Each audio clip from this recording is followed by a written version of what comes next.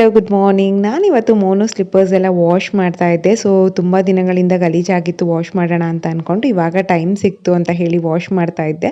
ಮತ್ತು ತುಂಬ ದಿನಗಳಿಂದ ನಾನು ಅನ್ಕೋತಾ ಇದ್ದೆ ಮೋನೋ ಸ್ಲಿಪ್ಪರ್ ಕಲೆಕ್ಷನ್ಸ್ ಥರ ಒಂದು ವಿಡಿಯೋ ಮಾಡೋಣ ಅಂತ ಹೇಳಿ.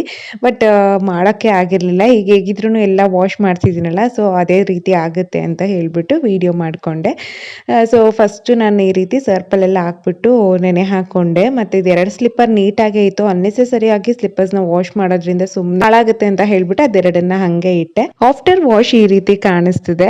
ಸೊ ಬಿಫೋರ್ ವಾಶ್ ಎಷ್ಟೊಂದೆಲ್ಲ ಗಲೀಜಾಗಿತ್ತಲ್ಲ, ಸೊ ಆಫ್ಟರ್ ವಾಶ್ ನೋಡಿ ನೀಟಾಗಿ ಕಾಣಿಸ್ತಿದೆ.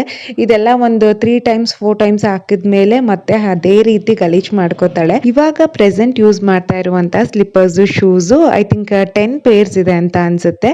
ಸೊ ಇನ್ನ ಕೆಲವೊಂದು ಟೈಟ್ ಆಗಿರೋದು ಅದೆಲ್ಲ ಇನ್ನ ತುಂಬಾ ಇದೆ, ಕೆಲವೊಂದು ಹಂಗೆ ಹಾಳಾಗಿದೆ, ಕೆಲವೊಂದೆಲ್ಲ ಎತ್ತಿಟ್ಟಿದ್ದೀನಿ. ಸೊ ಆ ರೀತಿ ಆಗಿದೆ. ಸೊ ಈ ಸ್ಲಿಪ್ಪರ್ಸ್ ಎಲ್ಲ ಒಂದೇ ಕಡೆ ಅಂತೂ ಪರ್ಚೇಸ್ ಮಾಡಿಲ್ಲ, ಒಂದೊಂದು ಕಡೆ ಪರ್ಚೇಸ್ ಮಾಡಿರುವಂತದ್ದು. ವಿಶಾಲ್ ಮಾರ್ಟ್ ಅಲ್ಲಿ ತಗೊಂಡಿದ್ದೀನಿ, ಮತ್ತೆ ಡಿ ಮಾರ್ಟ್, ಬಾಟಾದಲ್ಲೂ ಕೂಡ ಪರ್ಚೇಸ್ ಮಾಡಿದ್ದೀನಿ, ಮತ್ತೆ ಟ್ರೆಂಡ್ಸ್ ಅಲ್ಲೂ ಒಂದೆರಡು ಪೇರ್ ಪರ್ಚೇಸ್ ಮಾಡಿದ್ದೀನಿ. ಮತ್ತೆ ಕೆಲವೊಂದನ್ನ ನನ್ನ ಆದ್ನಿಯವರು ತಂದ್ಕೊಟ್ಟಿರೋದು, ಮತ್ತೆ ಇನ್ನೊಂದು ಪೇರು ಅದನ್ನ ನಮ್ಮ ಸೋದ್ರ ಮಾವ ಅವರು ಟ್ರಿಪ್ ಹೋದಾಗ ಮೋನಿಗೆ ಅಂತ ಹೇಳ್ಬಿಟ್ಟು ಅದನ್ನ ಒಂದ್ ಪೇರ್ ಅವರು ಕೂಡ ತಂದ್ಕೊಟ್ಟಿರುವಂತದ್ದು.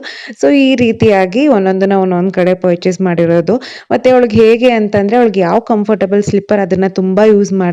ಮತ್ತೆ ಈ ಶೂಸ್ ಸ್ವಲ್ಪ ಟೈಟ್ ಆದ್ರೂ ಅದನ್ನ ಮುಟ್ಟೋದೇ ಇಲ್ಲ.